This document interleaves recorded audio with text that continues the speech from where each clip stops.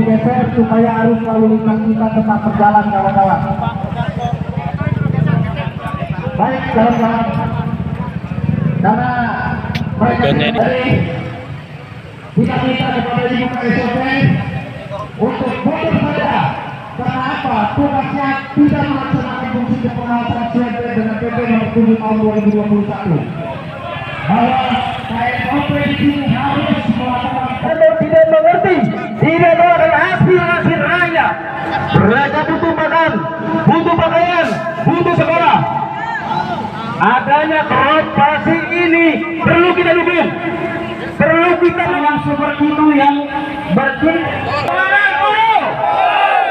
tuntutan sudah dipenuhi, kita akan pulang dengan damai, kita akan kembali dengan bersama-sama. Gitu Pak. Tidak ada negosiasi di bilik ATM.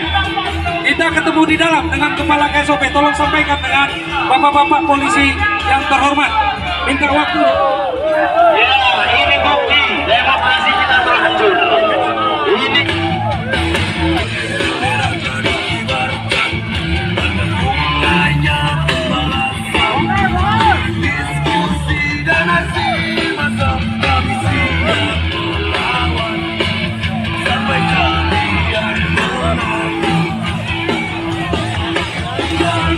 Ya, tolong seluruh dengar tuntutan kami. KSOP tolong didengar tuntutan kami. Segera adakan dialog. Segera adakan dialog. Bapak jangan marah Pak, saya lagi mengendalikan semua mas. Saya pastikan, hei semua taat, tidak. Pak siap, saya tanggung jawab. Berhenti semua, jangan ada yang goyang yang bakar. Saya minta mundur. Mundur ke sana. Mundur dong semua. Kami minta Pak polisi, tolong semua kawan-kawan mundur. Tidak ada yang merusak. Tidak ada yang merusak. Saya minta Mundur. biar ada Mundur.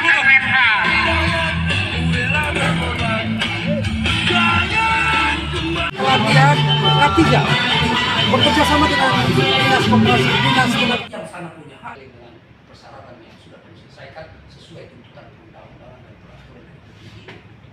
Ini persoalan. Ayo bedah, panggil dong Pak. Sebelah yuk bersama. Bapak, ini tolong Pak. Ini nasional Pak. Saya juga nggak menyalahkan siapa-siapa Pak. Perjuangan, Pak. Ya, Hasil dari pertemuan kita tadi seperti apa, Pak? ya kami dari KSOP dengan instansi terkait seperti Dinas Tenaga Kerja, Dinas Koperasi, dan provinsi, Dinas Provinsi ya? Semuanya provinsi, dan pihak kepolisian juga tadi ada, termasuk juga teman-teman dari KSOP juga sebagian ada. Tadi sepakat kita ngambil dua keputusan. Yang pertama, mereka itu kan menuntut PMKU Pak. PMKU itu adalah pemberitahuan melaksanakan kegiatan usaha.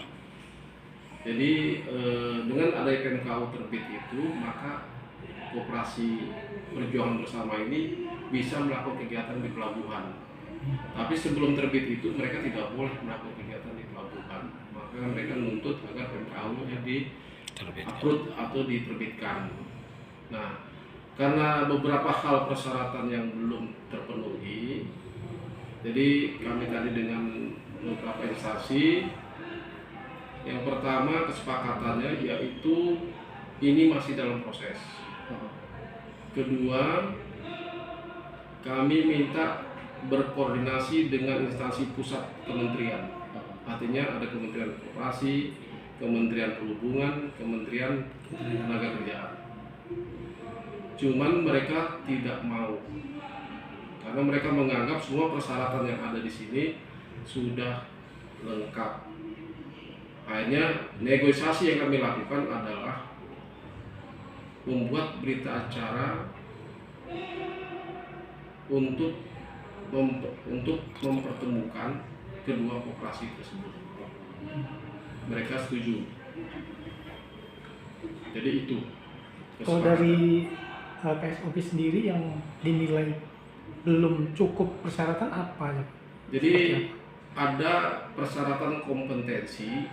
Di situ kan mereka melampirkan sosialisasi yang telah dilakukan K3 ya di Naker ya. Tapi ini kan sifatnya sosialisasi bukan kompetensi. Karena kalau kompetensi itu yang nilai ada lembaga sendiri. Ada sertifikasinya ya, Ya, Pak? bukan di Naker. Badan sertifikasi Nah, nasional. contohnya ya BSI. Jadi ada badan sendiri yang menilai kompetensi tenaga kerja.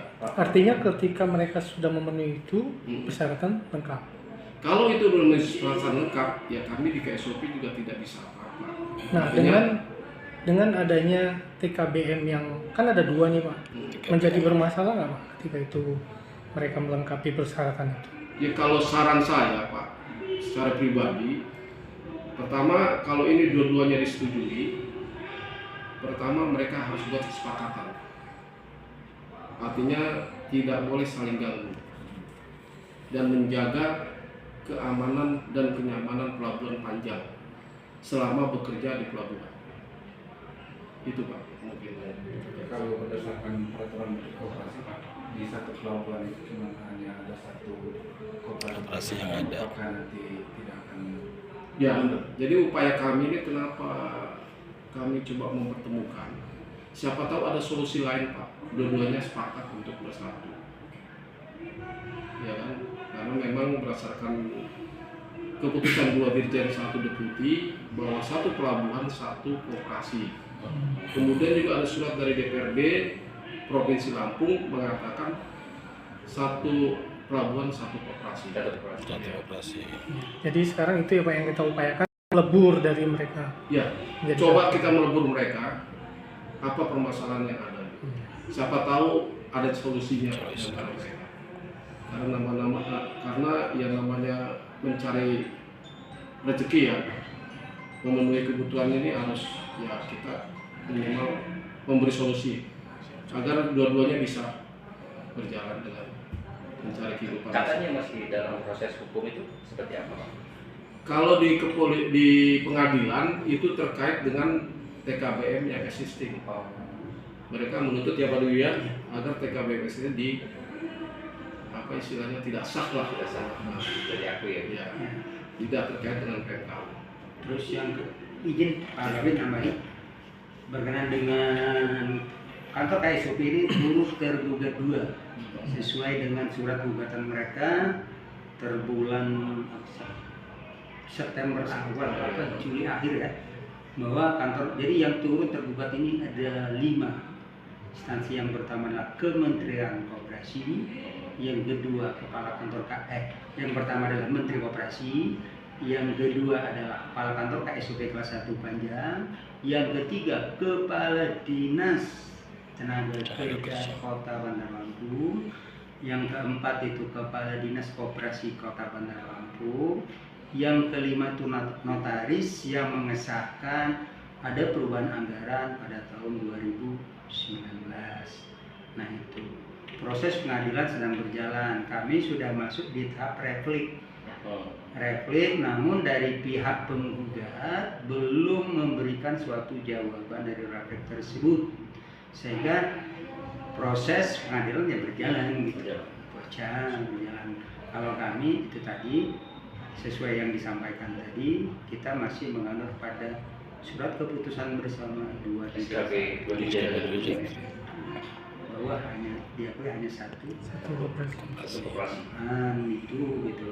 Terus berkenaan dengan perangkat penilaian standar kompetensi sesuai dengan, sebenarnya bukan ranah kami Pak ya, bukan ranahnya kami, bahwa baik itu kan Permenkop nomor 6 tahun 2023 tentang kelembagaan, perlindungan dan sebagainya itu, bahwa itu adalah ranahnya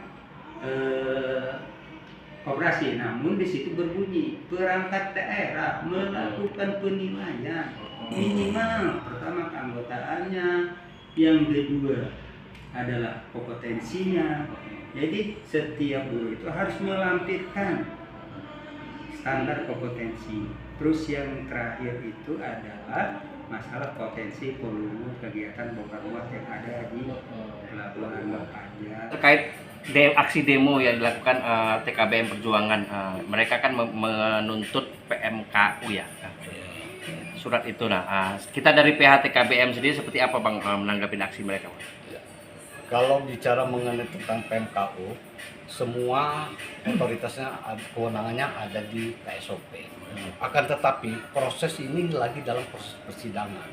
Dan kalau kita mengacu kepada 2 Dirjen 1 Deputi, khususnya pasal 2 ayat 1 SKB 2 Dirjen 1 Deputi, Koperasi TKBM merupakan badan usaha sebagai wadah TKBM di pelabuhan yang anggotanya terverifikasi oleh KSOP. Nah, berkaitan dengan pasal 2 ayat 4, pada setiap pelabuhan ini hanya terbentuk satu koperasi di setiap pelabuhan. Nah, kalau kita mengacu lagi kepada Undang-Undang nomor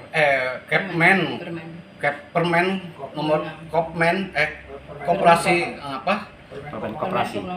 Kepmen nomor 6 tahun 2023, bahwasannya di setiap pelabuhan baru terbentuk pelabuhan dapat membentuk pelabuhan baru. Nah, dari pasal tersebut sehingga kami mengambil kesimpulan bahwasannya Koperasi TKBM ini terbentuk ketika memang ini ada pelabuhan baru. Ketika tidak ada pelabuhan, ini tidak bisa juga dipaksakan. Seharusnya Koperasi TKBM Perjuangan harus melihat seperti itu. Kalau bicara mengenai tentang mediasi, ini sudah dimediasikan oleh pengadilan. Hasil dari pengadilan pun deadlock dari hasil mediasi tersebut. Sehingga masuklah perkara tersebut ke tingkatan replik. Sehingga kita kalau memang ini mengacu kepada proses hukum yang ada, kita tunggu aja putusan pengadilan ada. Sehingga kita akan clear semua dari putusan pengadilan yang ada di Pengadilan Negeri Tanjung Karang. Ini guys. Bang, tadi kan akhir dari aksi unjuk rasa bakal ada mediasi Bang dari pihak SOP untuk mempertemukan antara TKBM Perjuangan dengan TKBM kita. Ini seperti apa Bang? Ya, kalau kami pada saat memang itu menerima mediasi berupa surat, kami akan menyurati kembali. Karena kami juga tidak punya kewenangan untuk memutuskan apa isi dari berita acara tersebut, hasil dari mediasi. Kalau kami hanya mengikuti regulasi yang ada, ketika 2 Dirjen 1 Deputi ini belum dihapus, kami tetap mengacu pada. Tadi kan ada aksi massa mengatasnamakan buruh TKBM, tapi kan memang tadi juga terlihat banyak seragam-seragam warna-warni lah, bukan hanya buruh saja Bang, dari Pemuda Pancasila, dari Laskar Merah Putih dan sebagainya. Nah, kita nanggapin itu seperti apa Bang buruhnya Bang? Pertama, Koperasi TKBM Pelabuhan Panjang sangat menyayangkan, ya kan? Artinya saya mewakili Koperasi TKBM Pelabuhan Panjang menyayangkan aksi yang dilakukan oleh mengatasnamakan Koperasi TKBM Perjuangan Bersama. Namun pada surat izin mereka dan realitanya tersebut ada beberapa ormas, kan gitu. Antara lainnya ya OKP Pemuda Pancasila. Nah, yang juga notabene Pak Ajwa Mero selaku Ketua Koperasi TKBM Pelabuhan Perjuangan Bersama, ini juga Ketua Pemuda Pancasila. Yang tentu ini sangat disayangkan, ya kan, mengatasnamakan organisasi tersebut untuk keperluan dan kepentingan yang nggak jelas. Yang nggak jelas itu apa? Pertama, kalau kita bicara Koperasi TKBM, mungkin koperasi semua bisa berusaha. Namun untuk izin operasional di setiap pelabuhan kita tentu ada regulasi, jadi nggak perlu memaksakan diri. Nah, di lain pihak ormas-ormas atau LSM apapun dia, ini terus terang mungkin nggak tahu diajak demo untuk apa, kan kepentingannya apa, keperluannya apa. Semisal Pemuda Pancasila ini kan organisasi massa OKP tingkat nasional, siapa nggak kenal Pemuda Pancasila kan gitu. Sehingga sangat disayangkan Pemuda Pancasila dimanfaatkan oleh satu orang untuk kepentingan yang memaksakan kehendak beberapa orang. Karena kalau bicara koperasi kan pasti ada anggotanya. Nah itu anggotanya mana kok enggak melakukan demo? Di dalam surat yang dilayangkan ke beberapa pihak berwajib untuk mengeluarkan izin itu nggak ada. Anggota koperasi TKBM Perjuangan Bersamanya dicantumkan di dalam surat izin, malah mencantumkan beberapa organisasi-organisasi lain. Nah ini yang mungkin sangat disayangkan, seorang Azwar Nero malah memanfaatkan termasuk pemuda Pancasila dan organisasi-organisasi lain.